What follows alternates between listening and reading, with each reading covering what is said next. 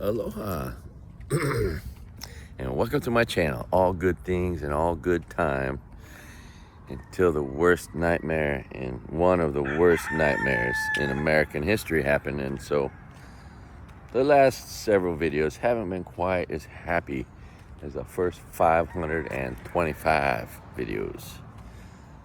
Those, check it out. Check this out. There's a rooster right here making some noise. This guy's beautiful. He won't let me get closer. Our local chickens are so beautiful. Anyway, they're also tough and beautiful, you know, like American women.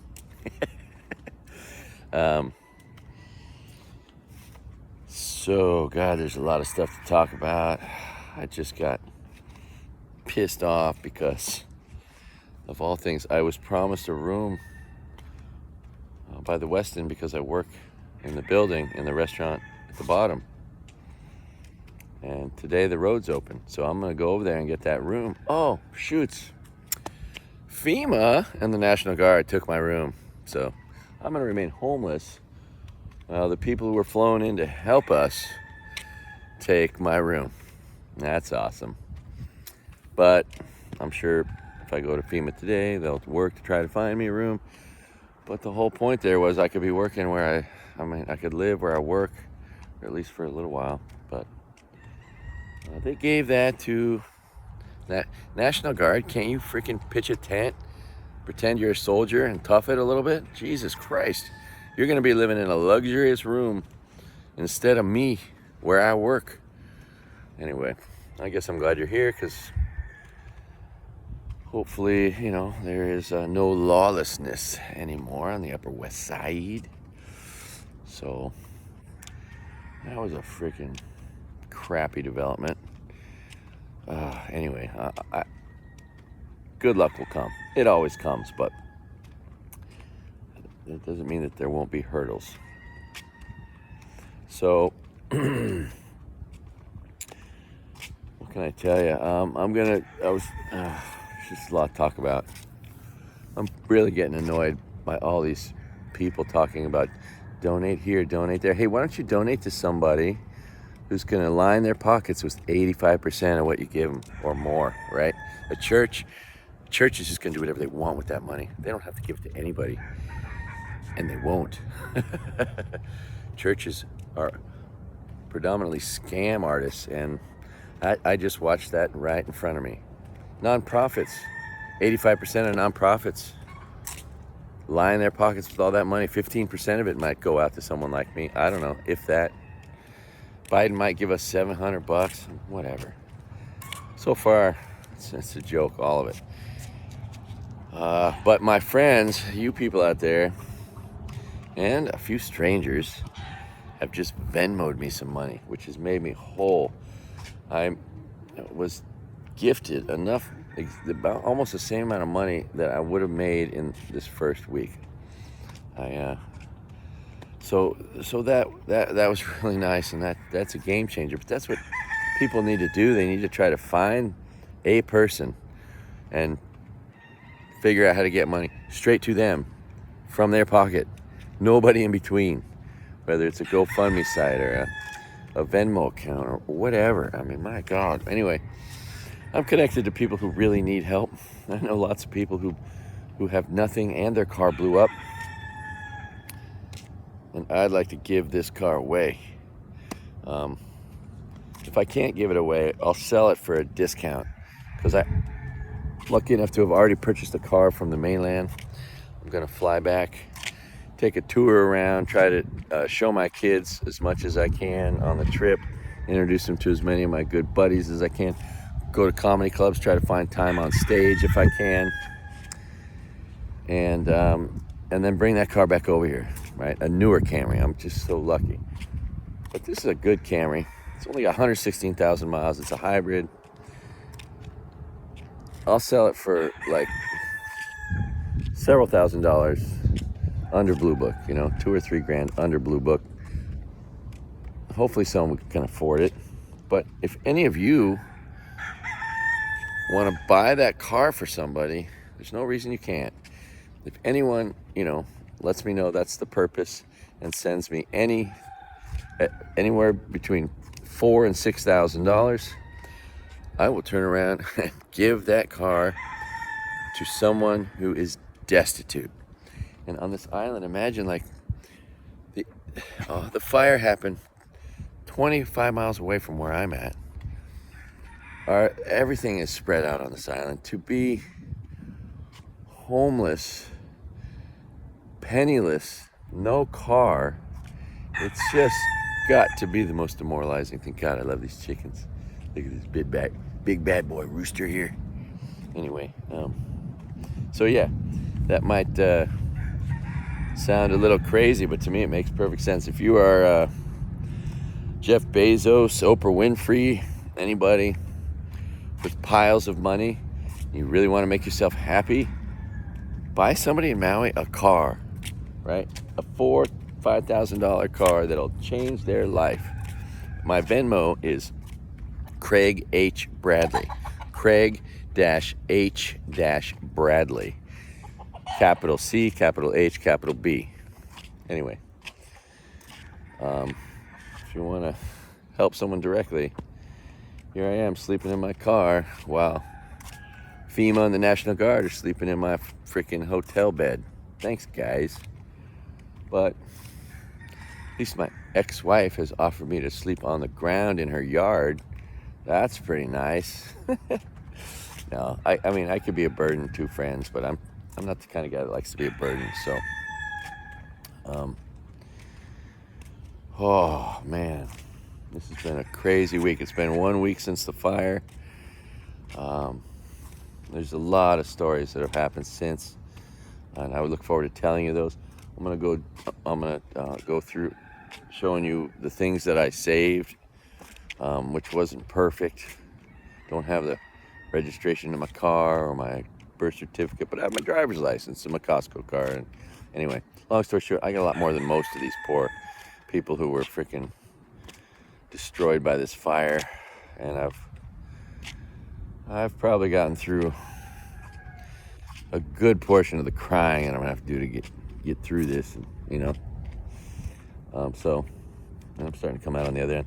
I've had so many conversations with so many people. That seems to be the remedy for a lot of things. And the generosity people have sent me has totally filled me up with like tears of gratitude, right? When you're crying from terror and you trade those tears in for tears of gratitude because you just can't believe some stranger or some friend from yours from high school just sent you some money, that seems to be pretty darn therapeutic. So, and I'm not asking for money. However, if you have too much of it, and you want to make yourself happy, if you don't know, generosity equals class, right? Generosity equals happiness. If you're melancholy in any way, go give your time to somebody. Go give your love. Give them a compliment. Give them some nice words. And if you can help someone financially, why not? There's so many people that could, with an amount that they wouldn't have to care about, could just change someone's life. Anyway, there are a lot of people here that would love for you to change their life, or at least try to get it back to 10% of normal. So, don't look to donate to some freaking con job. Nonprofits are con artists. Religions are con artists. Politicians are con artists. They all take money and do nothing with it. So, take your money, put it in someone's hands. You know what they're going to do? They're going to stimulate the economy. They're going to spend every penny you give them. So, anyway. Oh man, wouldn't it be cool if somebody organized like a list of Venmos for us, and then distribute it? That'd be pretty cool. Anyway, I just got my first Venmo, and that's kind of interesting, and it's been a game changer. It's been one of the big healing things that I didn't anticipate. I am so thankful. So thankful. And I'm going to still try to go on a vacation that I was planning on going on. And I was planning on earning, just the same amount each week or whatever, so that I could make it. And if I get a little bit more assistance directly from friends, I wouldn't have the same amount of money I would have to go on this vacation, take my kids on a road trip on the mainland, visit all y'all, get a shirt from each of my buddies, try to get on stage, do some stand-up, and get away from here. I mean, shit, I'm homeless here, so obviously I would be way better off on vacation for a while. And so it goes. Anyway, hope you're all having a wonderful evening. Make sure you do no harm, do no crime, and if you just don't do those two things, the world's a way better place, right?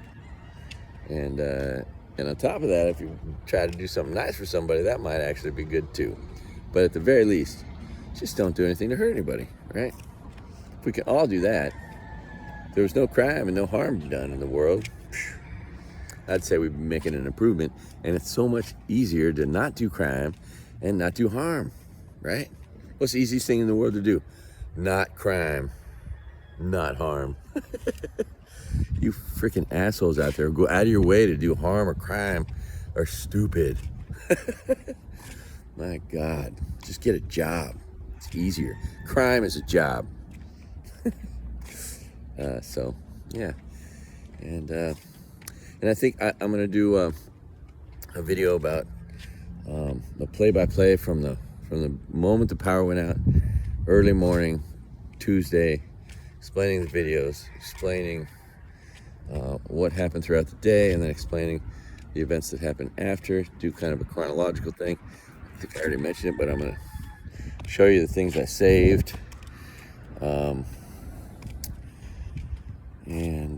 Shoots. I don't know what to tell you, folks. Oh, if any of you have any comedy club connections, give me some time on stage, all right? I got some corny jokes. I got some offensive jokes. I got all kind of jokes. I got 20 hours of comedy. I hear these wimpy comedians. Oh, it's so hard. Come up with 1 hour of work. I got to work a whole year to come up with an hour. That's because, comedy's not supposed to be work. If you have to work at it, you're not meant to be a comedian, okay? But yeah, I'm old. I've experienced a couple things.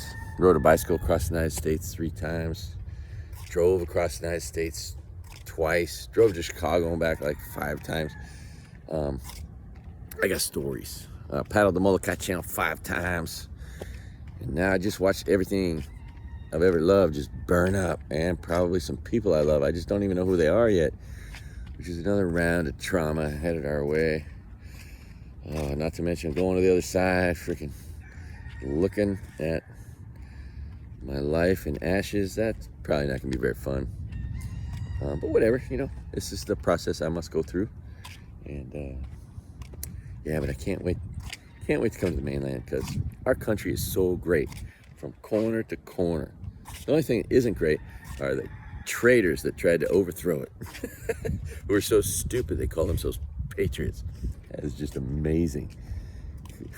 How low does your IQ have to be to think that you're a patriot when you are clearly a traitor, right?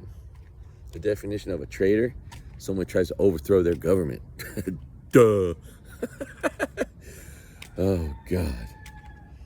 I was staying at this wackadoodle church. Thought it was like a good church, like Christians who weren't full of insanity and hate and the weird stuff that all the Republican Congress people and Supreme Court justices and all the harm and crime that they are all doing. I actually thought, hey, it's Maui, these guys might just have a clue. No. I was talking to a lady over there right before I decided this is not a safe place. My God, it's like a cult. I asked this lady, we were talking about the crime that happened right after the fire. She says to me, do you think they were flown in?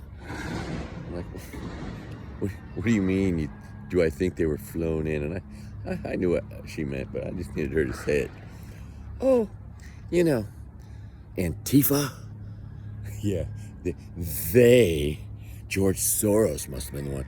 They flew in Antifa to sneak around Kahakalo side, sneak into the Upper West Side, and then do crime and harm and loot. My God. If you don't know what crazy sounds like, I told her, if you don't know what insane sounds like, those words you just said are the words of insanity, I told her. Just freaking nut jobs. Right-wing fucking nut jobs. Anyway, thank God that's 29% of the state. It's the most liberal state in the country. If you are a staunch conservative and you're full of all that hate that all the Republicans produce, especially for libtards, don't come to Maui. Don't come to Hawaii. Hawaii doesn't want you Republican right-wing hateful people who hate Asians and Jews and immigrants and black people and women and freaking, you know what I mean? Like, don't come here. Don't come where it's safe. There's very few guns here, right? It's probably the safest place in the country because there's no guns here. Dumb Republicans. This is civilization. Yeah, civilization. Check it out. It's killer. I don't feel threatened. Isn't it wonderful? Right. So, but it's funny how many people who come from places where they think, oh, the only way to be safe is to have more guns, right? And then they come on vacation in this safe place here where there's no guns. I wonder if you're from a dumb freaking gun mindset, you come to Maui, do you feel unsafe here? Are you unsafe? Because you don't have a gun and everyone else doesn't have guns either. No one's walking around with a stupid gun on their body. Does that make you feel unsafe when you're visiting here and vacationing? No, unless you're an idiot, right? There's never been a day in my life where I was like, oh, how am I gonna get through my day without this gun? Not to mention, the people that need to carry a gun out in the world are insecure, more dangerous, naturally, probably than anybody. They have gun fantasies about the heroic things they're gonna do with their guns. I know, because I grew up with guns. I got my first shotgun when I was 12. I could handle a .357 Magnum when I was 8 years old. Right? I know guns. I got a 12 gauge Winchester Model 50 when I was 14. Anyway, we also had a place to shoot guns where there's lots of property, space. And at the end of the day, they only do one thing, and that's kill. And they don't protect you from other guns. You know what protects you from other guns? A shield. A ballistic shield stops bullets. Another gun that just hurls bullets back doesn't protect you from another gun. A gun doesn't protect you from a gun. It just hurls bullets back from somebody that's hurling bullets at you that are hitting you, right? Get a shield. That's the way to stop a bullet and to protect yourself from a gun. Anyway, pardon me for being such a opinionated son of a gun, but long story short, my family did participate in the building of this country. I was direct descendant of William Brewster from the Mayflower. The first Bradley came in 1635 on a ship called the Elizabeth. His name was Daniel Bradley. His grandson married Hannah Dustin's granddaughter. And I'm a direct descendant of Hannah Dustin. If you don't know who she is, she's the first woman in America to have a statue built in her honor. Anyway, I love my country. I'm proud of it. Proud of my heritage, my bloodline, and I hate to see just ignorant fools trying to tear my country apart, ripping apart women, killing women and children with freaking AR-15s. It's disgusting. It's absolutely disgusting. 2004, Republicans bring the freaking assault rifle back. We've had more mass shootings than days in this year. Most of them committed with stupid, idiotic weapons of war. Why don't we just give people bazookas and hand grenades? A bazooka and a hand grenade do less damage than a freaking AR-15 with a 30, 60 round clip, right? There's just no logic to any of that, but dumb Republicans say stupid things every day and try to get you to think what they're thinking based on your fears because you're afraid. It's just disgusting. Anyway, if this kind of thing makes you not like me, tough shit. It's my country, not the traitors that want to freaking overthrow it. It's amazing. There's at this wackadoodle church, there's people are, yeah, well, you know, we overthrew our country to start it, so that means that it would justify trying to overthrow it now. Is that the dumbest shittery you've ever heard from a dumb shit traitor who thinks he's a freaking patriot? I heard that at that wackadoodle church. Oh, so sad. Anyway, you got wackadoodle churches in Mississippi and in Maui. I just wonder, are there any churches? I mean, I guess it seems like the only real Christians are Christians who are Democrats, who aren't trying to destroy and kill women and children and our environment and democracy and letting freaking, you know, not taxing Jeff Bezos, but taxing the crap out of me. And the way the Republicans get blue-collar workers like me, they trick them into thinking that they're working for them. They ain't working for you. They're working for freaking Jeff Bezos. Republicans are working for Oprah Winfrey, right? They don't care.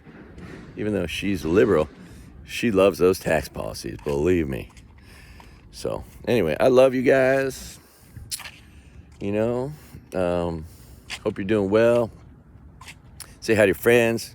And most importantly, say hi to your mom. Just kidding, anyway. All right, here's a joke for you.